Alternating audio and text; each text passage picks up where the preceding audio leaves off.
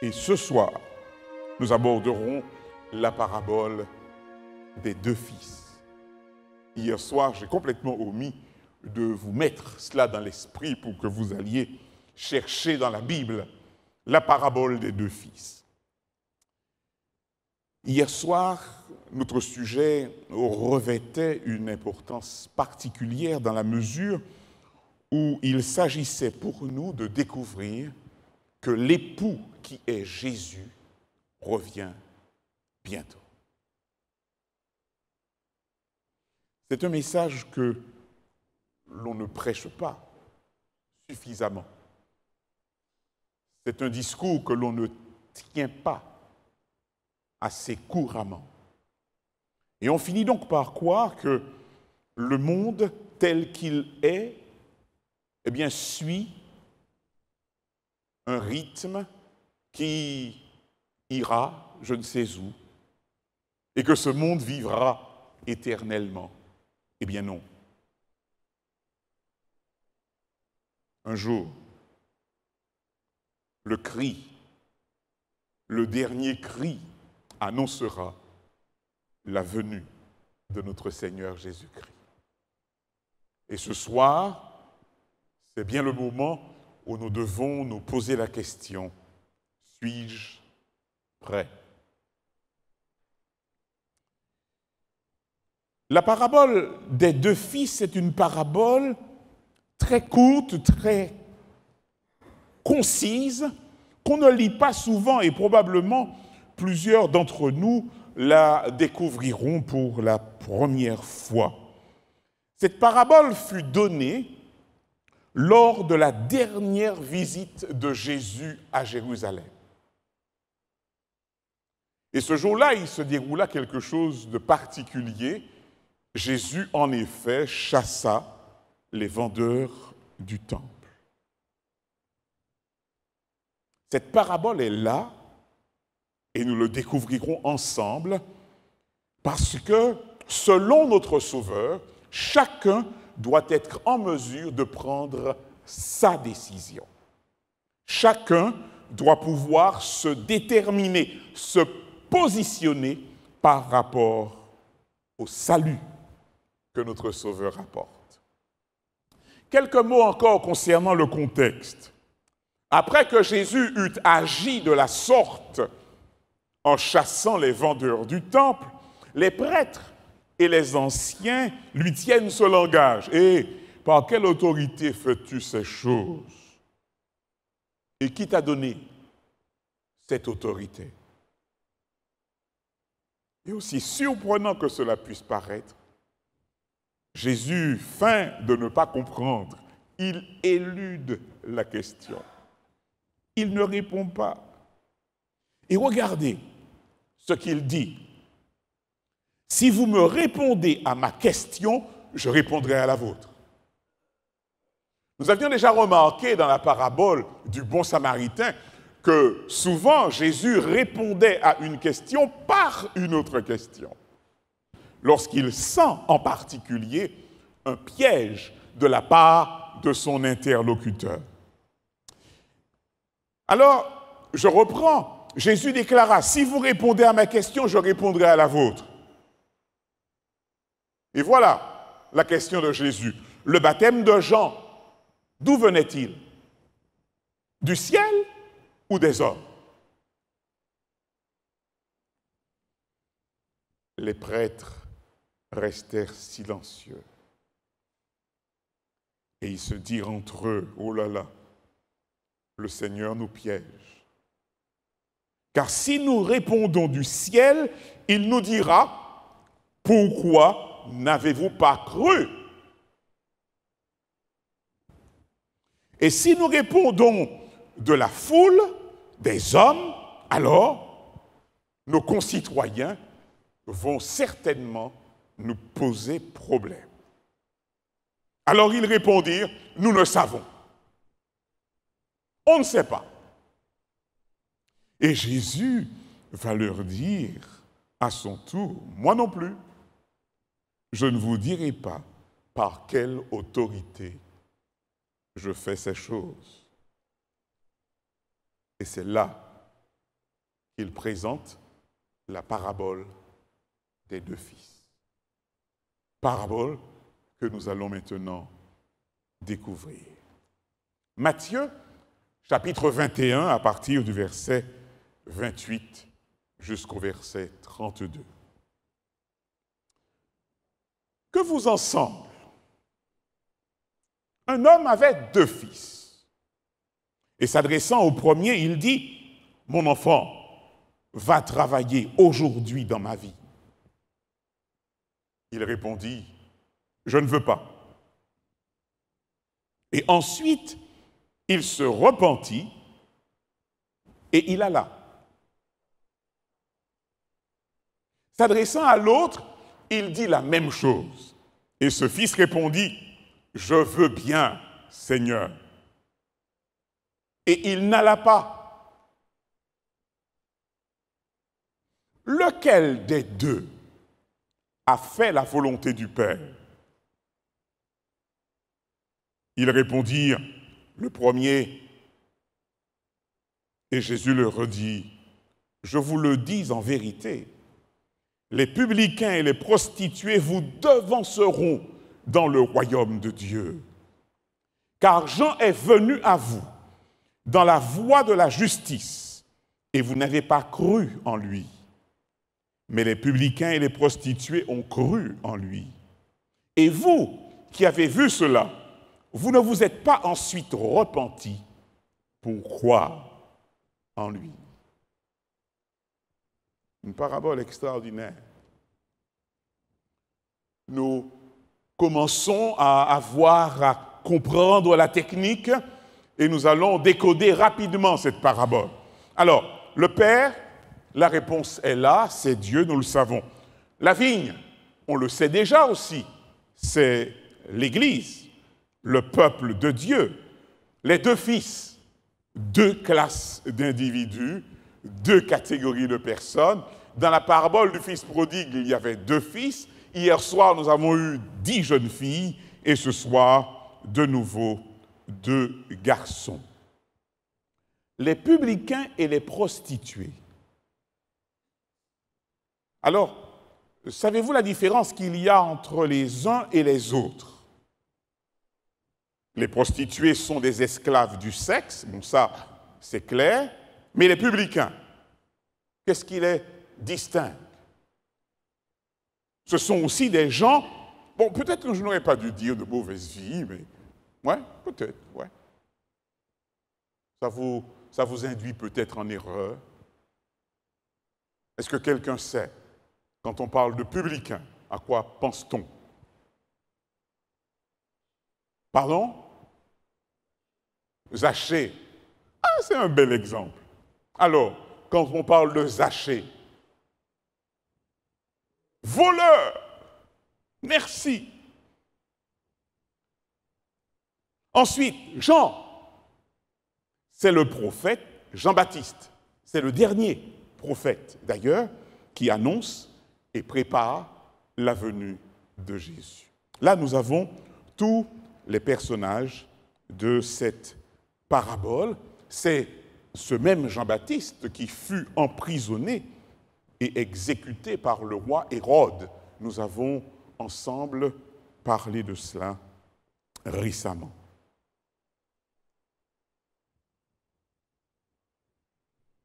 Méfions-nous de cette question.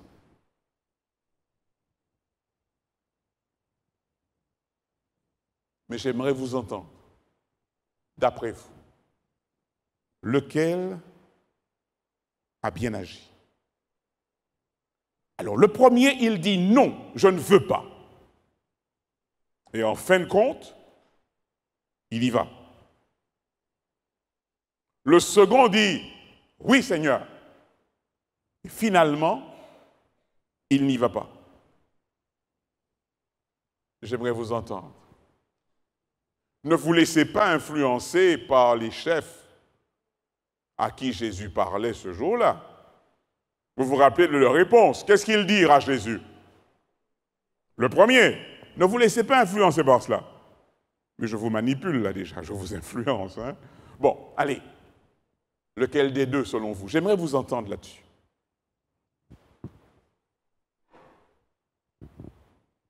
Question difficile, hein, Vivian? Hein?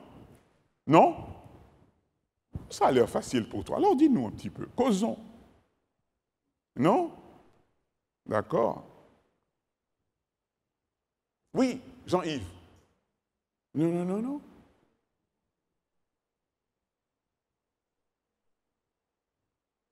Qu'est-ce que... Oui? Pardon? Selon toi, aucun des deux. Oh, oh. Tu peux développer un peu?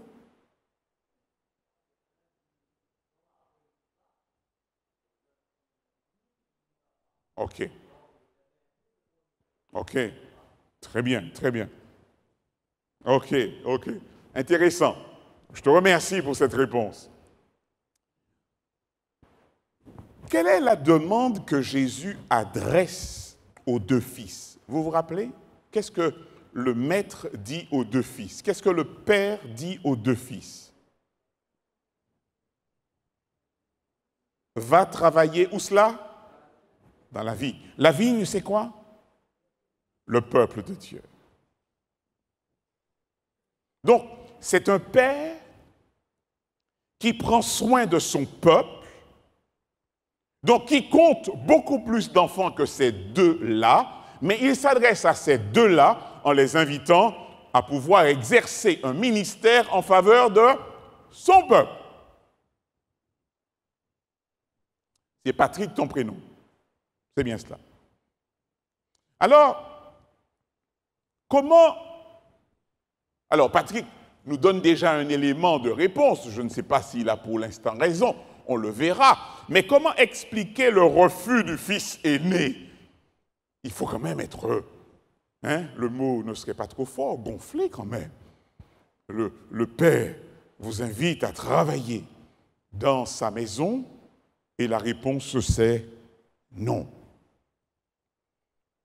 Il semble d'ailleurs que d'une manière générale, bon, c'est la psychologie qui le dit, que lorsque l'on peut dire oui, on commence toujours par dire non. Comment expliquer ce refus?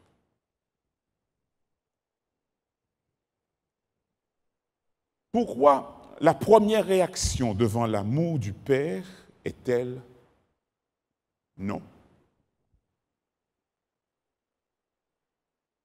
Est-ce que ça vous choque?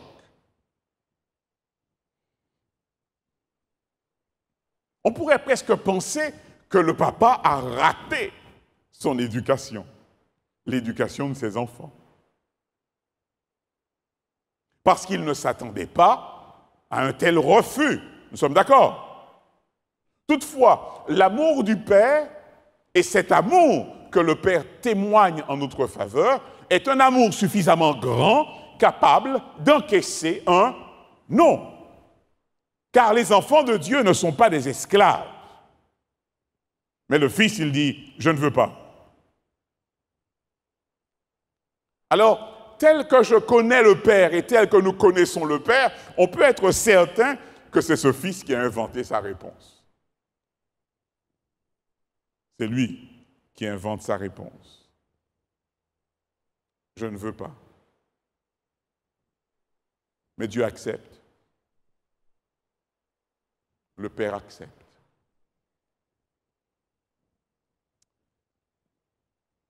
Finalement, il change d'avis.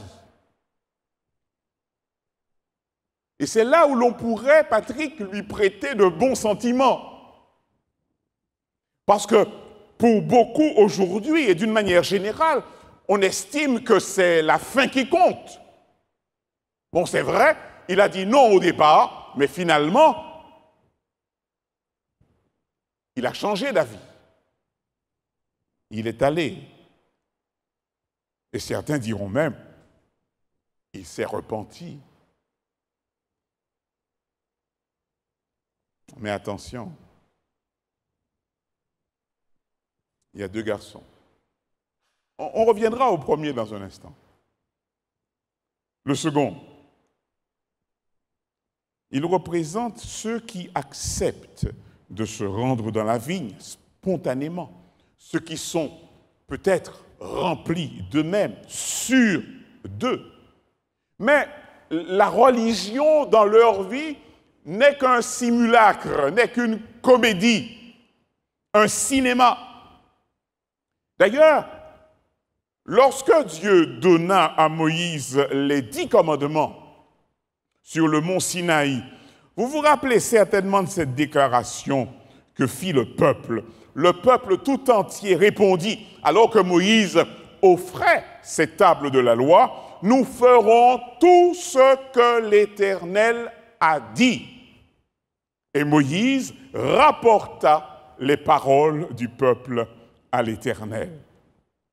Mais dans les évangiles, nous découvrons malheureusement que beaucoup de chrétiens honorent Dieu seulement des lèvres. Je lis, vous annulez ainsi la parole de Dieu au profit de votre tradition hypocrite. Ésaïe a bien prophétisé sur vous quand il a dit « Ce peuple m'honore des lèvres ». Et ce n'est pas fini. « Mais son cœur est éloigné de moi. C'est en vain qu'il m'honore en enseignant des préceptes qui sont des commandements d'hommes. » Alors je reviens à ma question. Lequel des deux fils a fait la volonté du Père? Et vous êtes certainement déjà influencé par la réponse de Patrick. Mais je pose à nouveau la question. Le premier dit non, il y va. Le second dit oui, il n'y va pas. Lequel des deux? C'est Jésus qui pose la question. Et vous savez quelle fut la réponse des chefs religieux? Une réponse? Le premier. Pourquoi pas? On serait tenté de dire le premier en effet.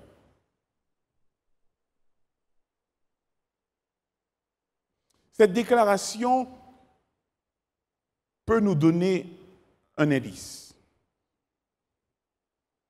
pour ne pas tomber justement dans le piège.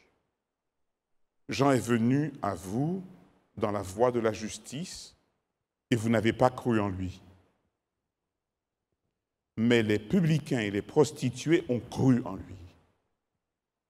Et vous qui avez vu cela, vous ne vous êtes pas ensuite repentis pour croire en lui. Il y a un message assez sévère dans cette déclaration, assez sévère. Alors, voyons ensemble quel était le message de Jean-Baptiste. À quoi Jésus faisait-il allusion? De quel message parlait-il? Nous allons découvrir le message de Jean-Baptiste. Dans Matthieu chapitre 3, il est dit qu'en ce temps-là parut Jean-Baptiste prêchant dans le désert de Judée. Il disait « Repentez-vous, car le royaume des cieux est proche. » Jean est celui qui avait été annoncé par Ésaïe le prophète lorsqu'il dit « C'est ici la voix de celui qui crie dans le désert.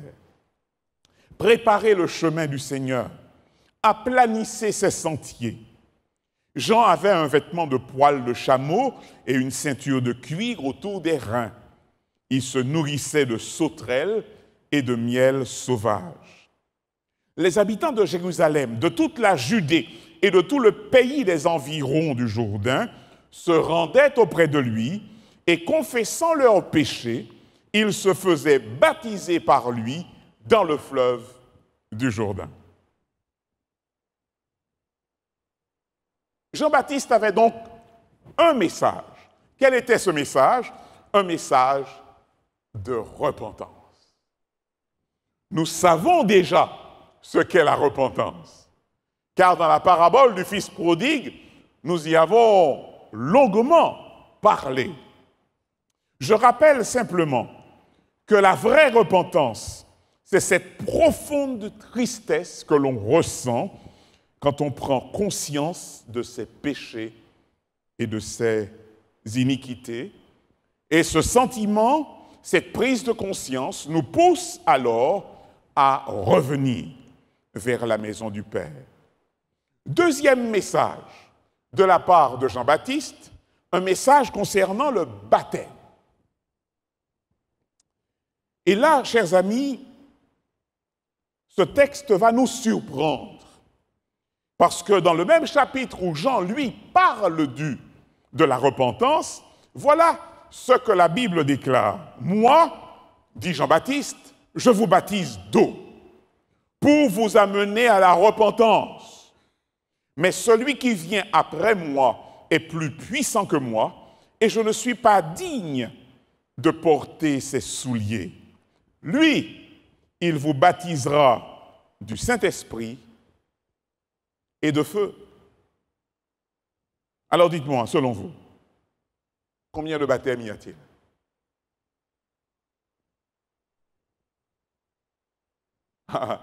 Le silence est éloquent. Vous ne vous attendiez pas à cette question. Combien de baptêmes y a-t-il?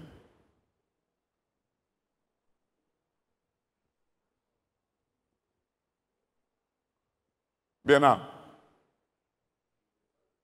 Combien? Un seul. Alors je reprends. Je vous baptise, c'est Jean-Baptiste qui parle. Je vous baptise d'eau pour vous amener à la repentance. Ça fait combien? Un. Mais celui qui vient après moi est plus puissant que moi et je ne suis pas digne de porter ses souliers. Lui, il vous baptisera du Saint-Esprit. Ça fait combien? 2. Et de feu, ça fait combien? 3. Il y a 3 baptêmes.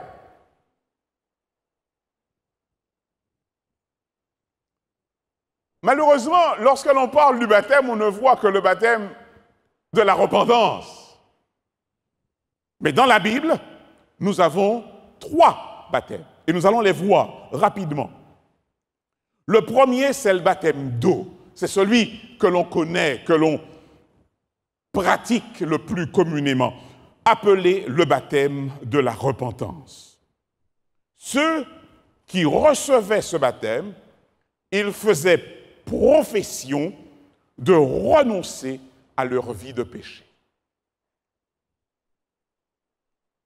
Que dit la Bible? Ignorez-vous que nous tous qui avons été baptisés en Jésus-Christ, c'est en sa mort que nous avons été baptisés? Nous avons donc été ensevelis avec lui par le baptême en sa mort, afin que, comme Christ est ressuscité des morts par la gloire du Père, de même, nous aussi, nous marchions en nouveauté de vie. Nous sommes là face au baptême de la repentance, le baptême d'eau. Ce baptême d'eau signifie que le croyant change de monde. Il change d'atmosphère. Le monde est condamné à ses yeux. Nous savons que le monde est soumis au mal. Nous savons que le monde a crucifié Christ. Donc, celui qui accepte le baptême de la repentance et qui meurt avec Christ, on y reviendra dans un instant, du même coup, meurt au monde, à ses souillures et à ses péchés. Celui qui accepte le baptême de la repentance change de monde. Saint Jean dira dans 1 Jean chapitre 2, « N'aimez point le monde, ni les choses qui sont dans le monde. Si quelqu'un aime le monde, l'amour du Père n'est point en lui. Car tout ce qui est dans le monde, on a lu déjà ce texte, la convoitise de la chair, la convoitise des yeux et l'orgueil de la vie ne vient point du Père, mais vient du monde. Et le monde passe, et sa convoitise aussi. Mais celui qui fait la volonté de Dieu demeure éternellement. Premier baptême. Le deuxième baptême est donc le baptême de l'Esprit. Un baptême que le croyant, que le chrétien doit rechercher. Car ce baptême, chers amis, c'est un don que Dieu nous fait. Et j'aimerais ensemble revoir avec vous quelques passages, en particulier une déclaration de Jésus. Mais écoutez cela. Je ne le connaissais pas, mais celui qui m'a envoyé baptiser d'eau, celui-là m'a dit, celui sur qui tu verras l'Esprit descendre et s'arrêter, c'est celui qui baptise du Saint-Esprit. C'est qui? De qui est-il question ici? Quel est celui sur lequel l'Esprit est descendu et s'est arrêté? C'est Jésus. L'Esprit s'est arrêté sur lui de quelle manière? Vous vous rappelez? Par une colombe. Alors Jean-Baptiste dit que c'est celui qui baptise du Saint-Esprit. Et on comprend mieux la déclaration de Matthieu chapitre 3. Jean-Baptiste baptise d'eau, mais Jésus, lui, baptise du Saint-Esprit. Et là, il nous faut voir de quelle manière les choses se produisent. Je passe rapidement cette diapositive pour... Non, dans mon plan, j'ai une autre démarche. On reviendra dans un instant. Car là, il serait tout à fait approprié que je puisse aborder le texte de Jean sur le rôle du Saint-Esprit. Mais, on revient dans un instant. Donc, je reviens en arrière. Comment recevoir le baptême de l'Esprit? Eh bien, en acceptant Jésus, en décidant de mourir au monde, en se faisant baptiser et en commençant à vivre une nouvelle vie. Et puisque ce baptême se réclame par le croyant, ce désir réclamer et demander ce baptême de l'Esprit et croire que l'on a reçu ce baptême. OK. Alors terminons avec la petite énumération. Nous disions qu'il y avait combien de baptêmes? 3 baptêmes. Le premier, le baptême d'eau. Le deuxième, le baptême du Saint-Esprit. Et le troisième, le baptême de feu. Alors, le Seigneur dit, je suis venu jeter un feu sur la terre. Et qu'ai-je à désirer s'il est déjà allumé? Il est un baptême dont je dois être baptisé. Et combien il me tarde qu'il soit accompli. Ce baptême de feu, chers amis, c'est le baptême de l'épreuve. C'est le baptême de l'épreuve de la foi. Une épreuve qui peut conduire jusqu'au martyre. Et là, le Seigneur fait allusion aux souffrances qu'il devra endurer.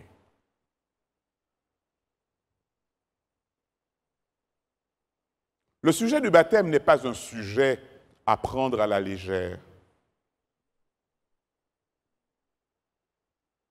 Il nous faut accorder à cette question toute son importance.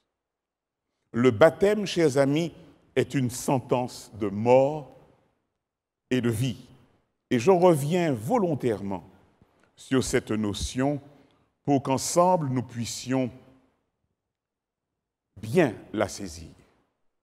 Par le baptême, je déclare que je suis mort. Mort à quoi? Mort à quoi? Mort au monde, merci. Mort au péché. Quand le Seigneur Jésus a été crucifié, il nous a emmenés avec lui sur la croix. Et nous avons été avec lui crucifiés sur la croix. Lorsqu'il est parti dans le tombeau, il nous a emmenés avec lui dans ce tombeau. Et lorsqu'il ressuscita, eh bien, il nous éleva aussi avec lui. En ressuscitant, le Seigneur a mis ce pouvoir de résurrection en nous. Et maintenant, celui qui naît en Christ, celui qui meurt par le baptême en Christ et qui ressuscite avec Jésus, est régénéré par la puissance de notre Seigneur Jésus-Christ. Écoutez ce que l'apôtre Paul dit. « Si donc vous êtes ressuscités avec Christ, cherchez les choses d'en haut, où Christ est assis à la droite de Dieu. Affectionnez-vous aux choses d'en haut et non à celles qui sont sur la terre. Car vous êtes morts et votre vie est cachée avec Christ en Dieu. Quand Christ, votre vie, paraîtra, alors vous paraîtrez aussi avec lui dans la gloire. »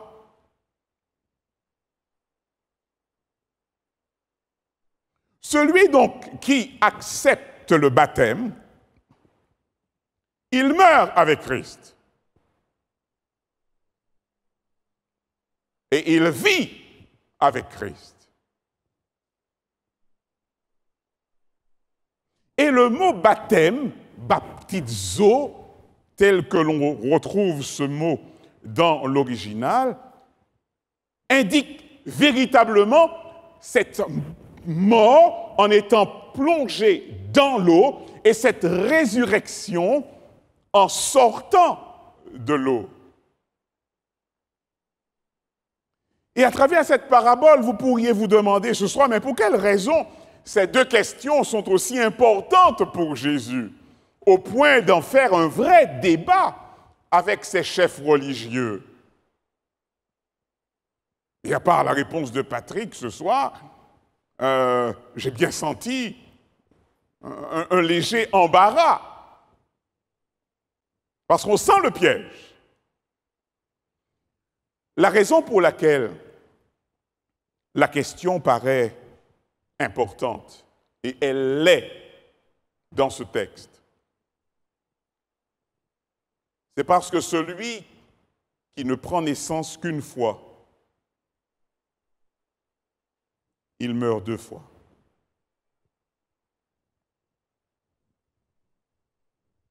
Je reprends ça. Celui qui ne prend naissance qu'une fois, meurt combien de fois? Deux fois. Vous vous rappelez du nombre de papas que nous avons? Vous vous rappelez? Combien? Deux. Comment s'appelle le premier?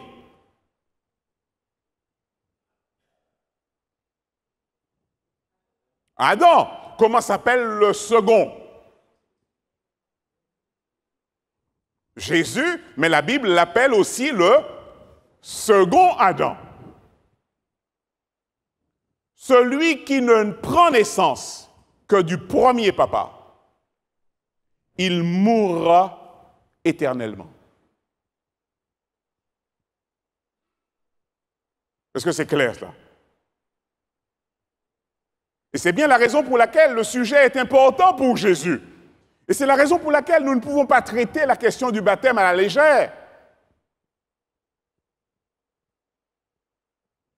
Celui qui ne prend naissance que du premier Adam périra éternellement.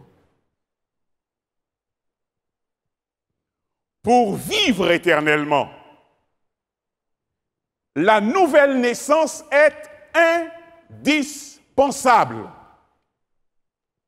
D'ailleurs, dans un texte que je n'ai pas retenu parce que nous serions certainement trop longs ce soir, vous savez, vous avez certainement entendu parler de l'entretien entre Jésus et un homme qui s'appelait Nicodème. Et Jésus lui dira dans Jean chapitre 3, « Ne t'étonne pas que je te dise, Nicodème, il faut que vous naissiez de nouveau. » C'est une obligation. Mais il n'est pas rare qu'aujourd'hui, la question du baptême soit traitée avec une certaine légèreté et on est amené alors à repousser cette échéance le plus loin possible. Et si Jésus, lui, il aborde la question dans cette petite parabole, il sait bien pour quelle raison.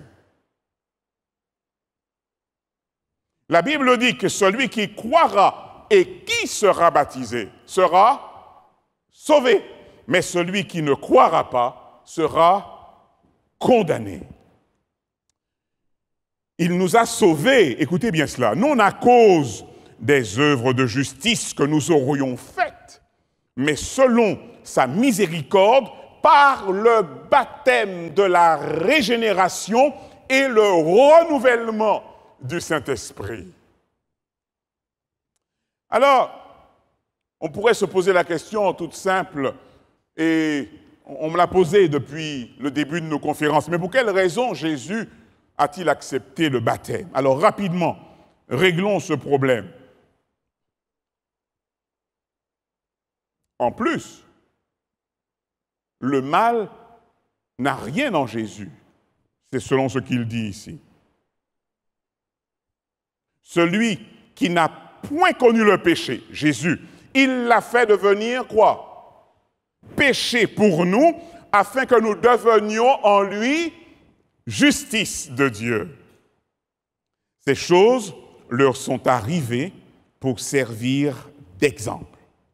Et elles ont été écrites pour notre instruction, à nous qui sommes parvenus à la fin des siècles. Amis qui m'écoutez, je l'ai dit tout à l'heure, Dieu parle à ses enfants. Il s'adresse à nous ce soir. Et quoi qu'il soit prêt, que son amour l'autorise à accepter votre réponse, il nous exposera continuellement face à la question qu'il posa à ses chefs religieux. Il y eut deux réponses ce jour-là. Le premier, il dit « Je ne veux pas ». Et le second dit « Je veux bien ». Et Patrick, cette réponse peut paraître satisfaisante, tu es d'accord? Je veux bien. Mais tu l'as bien diagnostiqué tout à l'heure. En fait, le fils cadet s'est donné lui-même des airs de fidélité. Dire oui au Seigneur tout de suite, parfois, c'est une manière d'éluder la question. Je veux bien, Seigneur. Mais dans son fort intérieur, il n'a pas mis Jésus dans ses priorités. Il donne une réponse qui plaît, mais au moment d'exécuter l'ordre divin, d'aller dans la vigne, de faire partie du peuple de Dieu, alors là, il disparaît. Il disparaît. Beaucoup de gens aujourd'hui fonctionnent exactement de cette manière, comme le fils cadet.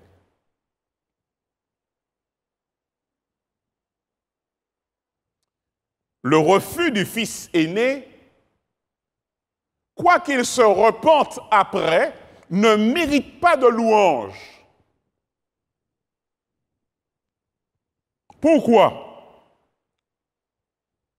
D'ailleurs, il ne reçoit aucun compliment dans la parabole. Vous l'avez certainement remarqué. Mais pour quelle raison on ne peut pas louer un tel comportement? Parce qu'au départ, il dit quoi? Non. Et cette franchise de sa part, c'est une injure. L'absence d'hypocrisie chez un être humain n'annule pas son état de pécheur. C'est un blasphème que de dire non à l'Éternel. Car ils auraient pu courageusement dire oui et aller. Dieu fixe de nouveau un jour en disant dans David, si longtemps après, il y a une petite erreur, comme il a dit plus haut, aujourd'hui, si vous entendez ma voix, n'endurcissez pas vos cœurs. Aujourd'hui, le jour que Dieu fixe, c'est aujourd'hui. Chers amis, lorsque Dieu lance un appel, lorsque Dieu nous adresse une invitation, il faut obéir sans délai. On ne peut pas remettre à plus tard. C'est ce que nous enseigne cette parabole. Et Patrick a raison. Et Jésus a véritablement placé ces chefs religieux dans une position embarrassante. On n'a pas le temps de développer ce texte. Mais j'espère vous l'avoir fait comprendre. Les deux attitudes sont mauvaises. Lorsque Jésus appelle, on ne peut pas lui dire « je ne veux pas ». Même si on se repent par la suite. Et on ne peut non plus lui dire « oui Seigneur » pour passer à autre chose. Alors qu'on sait que son cœur n'y est pas. Nous devons savoir que Jésus, et c'est la leçon que nous enseigne cette parabole, n'a pas d'enfant parfait. Tu te rends compte, Vivien? Les deux garçons qui représentent la famille de Dieu ne sont pas parfaits.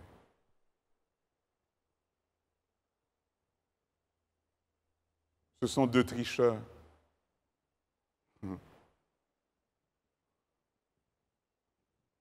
Et pourtant, Dieu leur adresse l'invitation.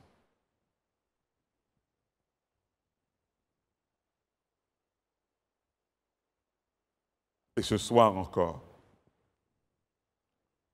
il nous adresse la même invitation. Jésus t'invite à travailler aujourd'hui dans sa vie.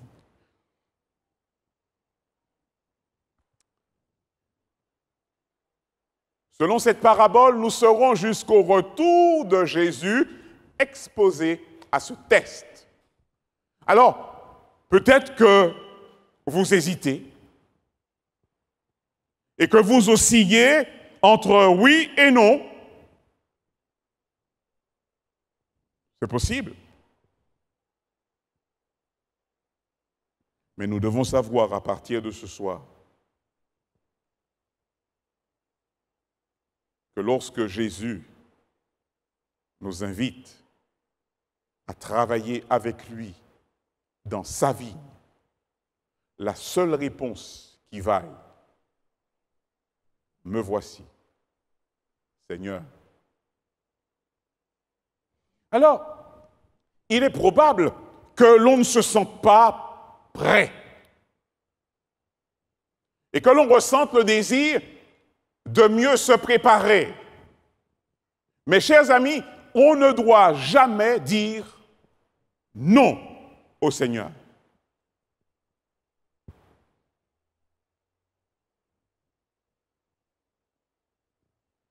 Si Dieu nous donne l'occasion de nous retrouver encore dans l'avenir, oh, j'aimerais tant aborder avec vous quelques thèmes pour vous montrer le sort de tous ceux qui ont osé dire non à Jésus. On ne dit pas non à Jésus. Vous savez pourquoi? Je vais vous le révéler ce soir. Parce que ce n'est pas vous qui l'avez choisi. Alors, Alix, depuis le début, tu es présent. Et je note ta fidélité. Mais je vais ce soir te révéler une chose. Tu n'es pas venu ici de toi-même. C'est Jésus qui t'a appelé.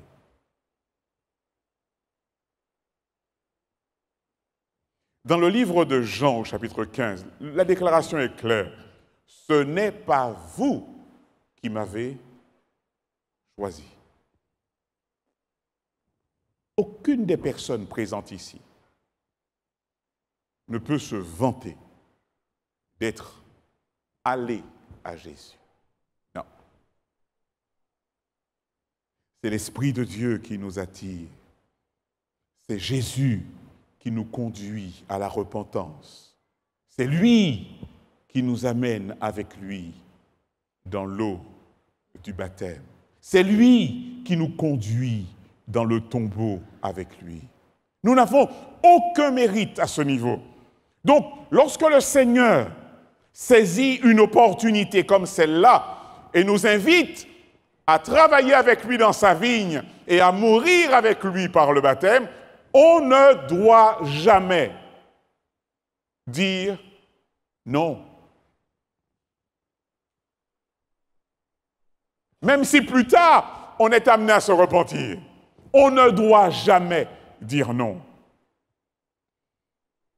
La seule réponse qui puisse plaire à notre Dieu, c'est de lui dire « Oui, Seigneur », tout de suite.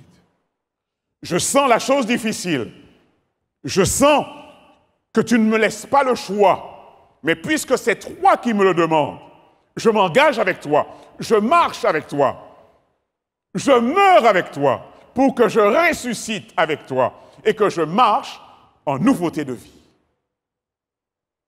Oh, si cette parabole nous enseignait autre chose, je vous l'aurais dit. Mais nous n'avons fait que l'effleurer ce soir. Nous pourrions longuement parler des prostituées et des publicains. Parce que Jésus est en train de dire aux chefs religieux, vous vous dites, vous avez le salut, mais aucun de vous n'a accepté le message de Jean-Baptiste. Qui l'a accepté spontanément? Des voleurs et des dépravés. Ces gens-là ont accepté le message, ont été baptisés et leur vie a été transformée.